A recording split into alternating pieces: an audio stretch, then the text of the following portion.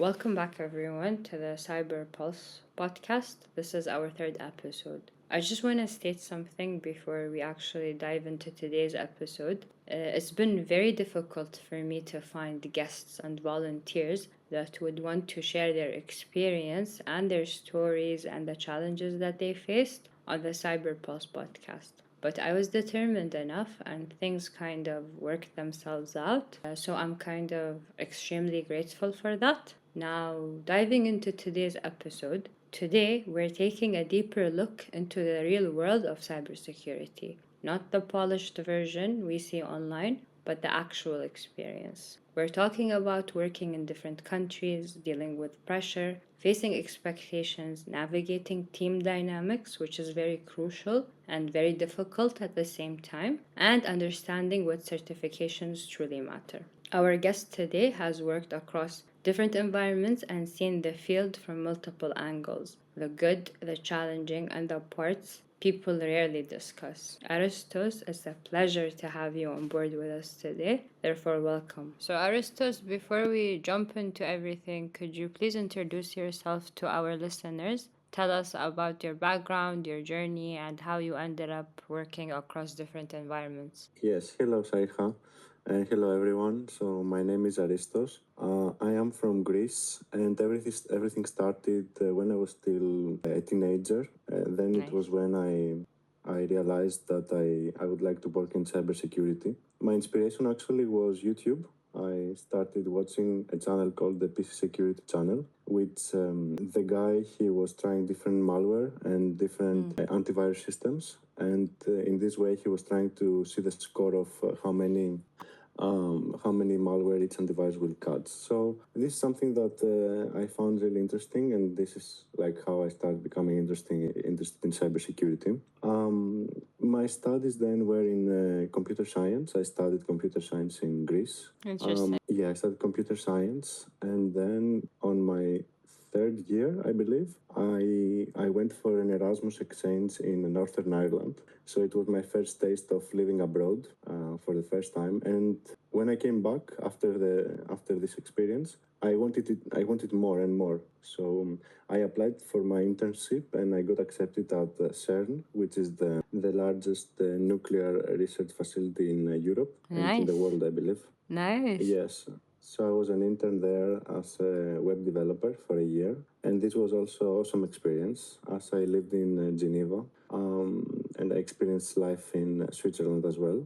This is where I learned how to ski, by the way. So you're like a traveler, I would say. You don't. I am a traveler. I'm a traveler, definitely. So there at CERN, I met some very interesting and unique people. And after talking with them, they gave me the idea of Denmark. So some of them, they were from other countries, but they had done their masters in Denmark. And they showed me the benefits of having a master's from Denmark because the universities are really good. Denmark has a different mentality than Greece. The society is a little bit different, the way that people think, the way people interact. And the other benefit was that you can study and work at the same time, because there it's important for them not only to study the theory, but also to put it in practice and be a working member of the society. You don't have that option in Greece to study and work at the same time? Not really. It's not so embedded in the system, I would say. Okay. But yeah, because also in Greece you have to study a lot during your master's, so you don't really have time to work a full-time job. But in Denmark, the difference is that the universities and the study curriculum and everything is built around students going to university 3 times per week and 2 times going for work. So you work 15 hours per week, which is like 7.5 hours per day. So 2 days. Yeah, and the other 3 days you go to the university. And the master is for 2 years. So I did that, and I started working in 2 big banks there in Denmark. So my first year I was working as a developer, as a student job developer in a bank. And the second year I started working as an offensive security engineer. So this is where my cybersecurity career started as a student job in that bank in Denmark, which is like the largest bank of Denmark. Nice, but that's a big jump from a developer to a pen tester. Yeah, we can discuss later if you want, like how I went into the offensive part from the first time, because a lot of people in security, they usually start from the IT service desk and then they go to blue team, and then from there they go to red team. I know a lot of people follow that path, but I feel like there is no correct path. It's all like yeah, one field, but then you get more and more into a certain area that you kind of like. So it depends exactly. on like your preference, I'd say. So when you first Yeah. entered a completely new work environment in another country, what stood out to you the most? Was it the Yeah. communication style or the pace of their lives, or was it the work expectations? What stood out? I believe every time you change work, even if it's in the same country or in a different country, you always need to take some time to adjust.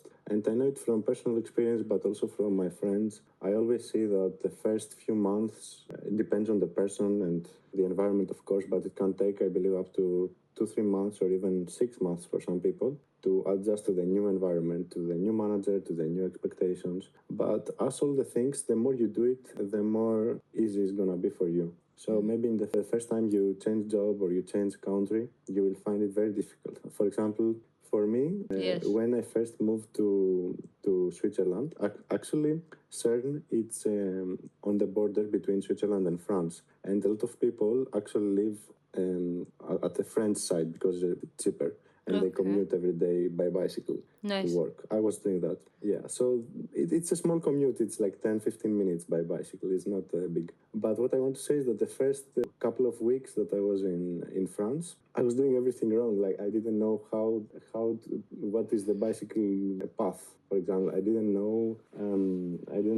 Like I first tried to cook something in the kitchen, and the fire alarm went off. So It happens. the first We all go through that. I did that as a yes. student. It's okay. You did that. So it's the same when you're adjusting to the new life and to the new job. You will always make mistakes. You will always miss some meetings, but this is fine. The important thing is that you're trying. You're doing something different, something new. This will make you stronger. So was adapting easy, or did it take a lot of time for you? So the first time there in France, it took a little bit of more time. But then when I went to Denmark, I was much more prepared because I knew what I will face. Yeah. And it wasn't coming as a surprise to me. I think that is the key. What helped you adjust? I think it's the past experience mainly. So as we say, like because I lived something similar before, then it was easier. But for the first time, what helped me adjust, I would say, is to have a strong support network. Maybe your family or your friends, someone you can talk to. Yeah. And it's also good if you know at least one person at the country you are going to. Someone, even if it's not your close friend, but someone you know, having someone physically there that you can reach out to is very important, I believe. Yeah, true. I kind of resonate when it comes to that. And actually, I had someone. Now I remember in France. I had another Greek guy I knew because I was doing capoeira before. It's like a martial art. I was doing that in Greece, and one of my colleagues from I'm saying that's interesting. yeah, one colleague of mine from capoeira. He was also working at CERN, so we were just colleagues in the sport, you know. But he was really friendly, very good. Like, and then when I first went to Switzerland, him and his girlfriend, they came to pick me up and show me around the city, host me for a few nights. So that was really good, very helpful. It was a friendly gesture, made you feel like you're loved, right? Yes, and if you don't have that, another thing I always do when I go to a new country that I don't know anyone is try to go into the in your local community. For example, I would go to the Greek community. When I go, like when I first went to Dubai, I tried to reach out to the Greek community, try to find someone that speaks the same language with me, have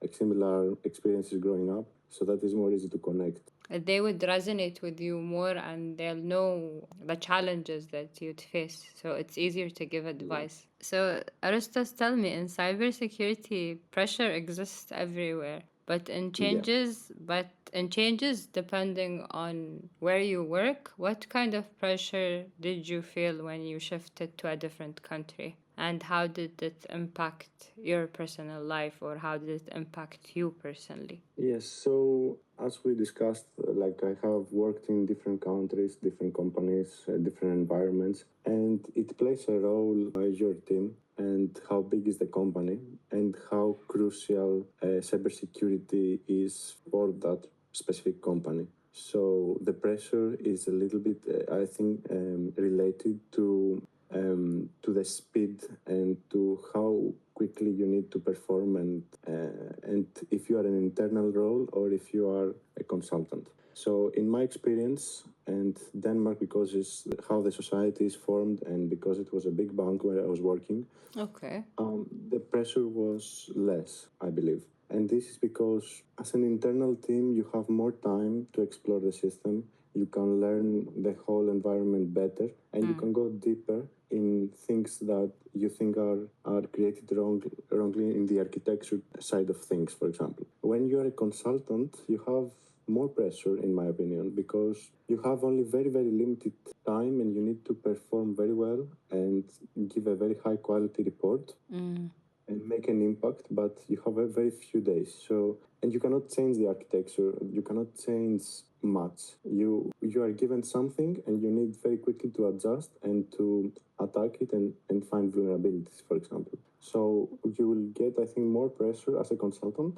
than if you are an internal role. But also, I think you will grow more as a consultant because you see so many more systems, so many different clients. You see how different companies implement security controls in a different way. But if you are just internally in one company, then you see only one type of Aspect of it, security controls. Yeah. How do you cope with this? How do you cope with the pressure? Like, for example, can you give me an example where you had to deal with it internally and an example of how you dealt with it externally? Because you're saying they're very different. Yes. So internally, how to say, the pressure internally is, I think you can in both ways. You need to find something else to take your mind off from work. I think in both cases the stress is stress, and I think in whatever job you get, even if it's in cybersecurity or not, you always need to have some time to disconnect. Even if there is a big problem at work, even if your manager is putting a lot of pressure on you, you should sometimes like think, I have to prioritize myself first. I have to take some, I have to breathe, I have to clean my face, walk a little bit outside, clean my mind, because you are not going to be able to solve the issues that are causing you the stress while you're under this pressure. You need to let off the pressure a bit, maybe go do some gym, do some sport, do something else, clear your mind, and then come back with it with more clear mind. Even if it's late at night, even if it's the weekend, you can come back to it. But when you feel so burnout and when you feel so much that your mind's about to explode, just stop. I think that's an interesting perspective to look at it. I've never seen it that way, so thank you for that. Aristos, when it comes to team culture, it can be completely different from one country to another. What differences did you see in teamwork and in communication or in decision making when you worked abroad? So I think in that question, the most important is the work is like the country culture more. So for example, in Denmark, I would say there is not so much competition between the colleagues and the team members. While, for example, in a more capitalistic society, maybe you will have more competition between the colleagues because everyone wants to advance faster than the other and maybe they want to show off more. But the way Denmark is and the way and the people that they attract there is that they don't like competition. They don't like people to overperform. So they want to have everyone equal. So even if you try to overperform, then you will pay taxes. So then you will get the same salary. So everyone says like, why should I stress myself more? Why should I work harder? I will not get any benefit out of it. So in the end, they are friendly between each other because they don't have anything to split and divide. There is no bonus that I will take it and you will not take it, because in the end, even if you take the bonus, it doesn't matter. everyone is equal there. They know the outcome, so why bother themselves? Interesting. I Yeah. like Denmark. I like their style of thinking. But I think in Middle East maybe we have more competition and it's more capitalistic. So you need to stand your ground. You need to fight for what you want to get. In these Northern European countries, is more like the country will take care of you. Okay. Which again, I don't think this is the real world. I think in Middle East we have more of the real world, what really happens in life. Yeah. So you have to fight for yourself to get food. It's not that someone will take care of you. Interesting aspect. Yeah. So I like that. I like that more. Which environment pushed you the most, you'd say? Definitely here in the Middle East. I find that here you can achieve things. The more you work, the more you will get. And something that I really appreciate. And it's definitely not for lazy people. Go back to Europe, but here I think you really need to work hard. And if you work hard, you will be rewarded. Nice. I feel here there is no cap on how much you can earn. The more capable you are, the harder you work, the more you will receive. So you'd say that it's fair. It's fair to work in the Middle East, right? Yeah. Okay, tell me, Aristos, working in different places doesn't just improve your skills, it also improves your mindset. Where do you feel you grew the most and what triggered that growth? So I haven't been enough here in Doha and Dubai yet to know about how I'm going to grow here, because for context, I've been here now. It's been maybe 10 months, so I'm quite new yet. In Denmark, I was for 3 years. In general, I think the more you travel, and not only travel for a few days, but staying in the country and interacting with the people that live in the country, not necessarily the locals, but the people who live their daily life in that country, you get different perspectives from what you thought about that country before.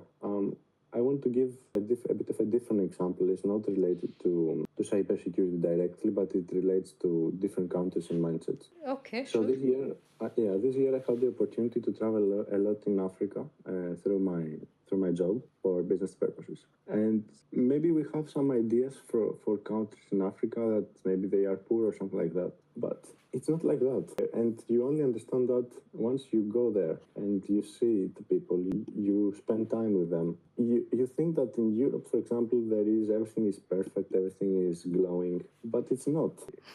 For example, one example that I give sometimes to people is in Denmark, if the supermarket closes tomorrow, everyone will not have food. In Uganda, for example, that I've spent some time there, people are very close to nature. People know how to do agriculture. People know how to do farming. And they will never get hungry because they know how to... They know how to adapt. Yes.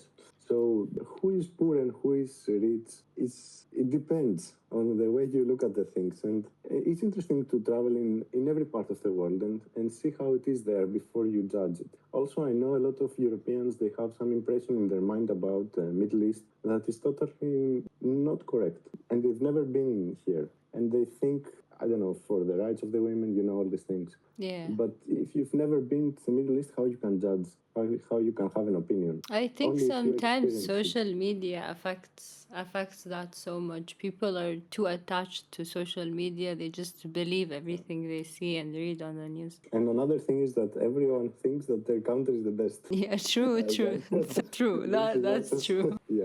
So, Aristos, let's talk about certifications, because this is where many people get lost or feel lost. In your experience, do different places value different certificates? Probably, but I think there is a gold standard that everyone knows about offensive security, and of course I'm going to talk about OSCP. Go ahead. Yeah, especially OSCP, but in general OffSec certificates. As at this point in time, at least, but I think also for the next years, they will help you get a job or get a first interview, for example, with a recruiter. And the OSCP, it's important not so much about the skills you will get, because you will also get very good skills, but it's also important, the recognition of the brand is important, and it's so embedded in the systems that I think it's really difficult to be replaced soon. I know, for example, Hack the Box has the CPTS, Certified Penetration Testing Specialist, which is a great certification in terms of knowledge and practice, and will give you a lot of actual hacking skills. Yeah.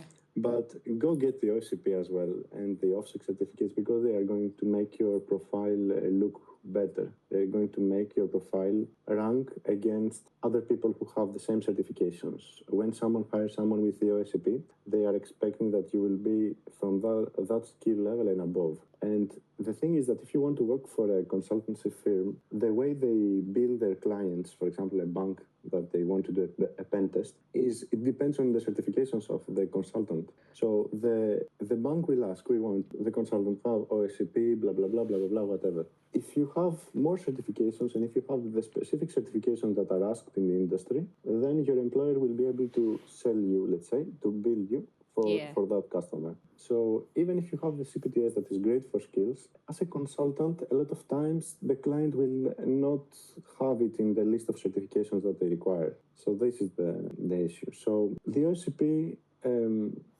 it may be a little bit difficult for someone starting in the offensive security field. So what I did for myself is that I started with certifications from the TCM security, and they were great. I really love them. I really love the way they teach. Heath Adams, he's a great teacher. And when I was following the material and I was studying for the certifications from TCM Security, I was feeling like I had a senior pen tester right next to me, and he was showing me the way he do his art craft. And this is very important. Also, the format is videos, and Heath Adams is a YouTuber as well, so he really knows how to deliver content through video. And the videos are also quite short. I believe it was like 10 to 15 minutes each. So they are really easy to follow, and you are learning a lot. You are learning by doing. So you are watching the video, how he's doing something, and then you are doing the same thing. You are building your own lab at home. You are doing the attacks the same way as he's showing. And in the end, you do a small pen test. You do your report, no much stress, and it's great. You are learning a lot. So the way I did it is first the practical junior penetration tester, then the practical network penetration tester from TCM Security, and then I just bought the 3-month subscription from OSCP, and I just did it in 3 months and finished. Interesting. To be honest, I've never viewed certifications like to that extent, but now I kind of understand your perspective in terms of how you're viewing it. So it's a very interesting one. Thank you for that. Now, I have 2 more questions for you. How did adjusting to new cultures and new environments change you personally? So I believe what I say, like that you become more open-minded. I really understood the true meaning of open-minding, of meeting people from different countries. It just changed something in the way you view the world.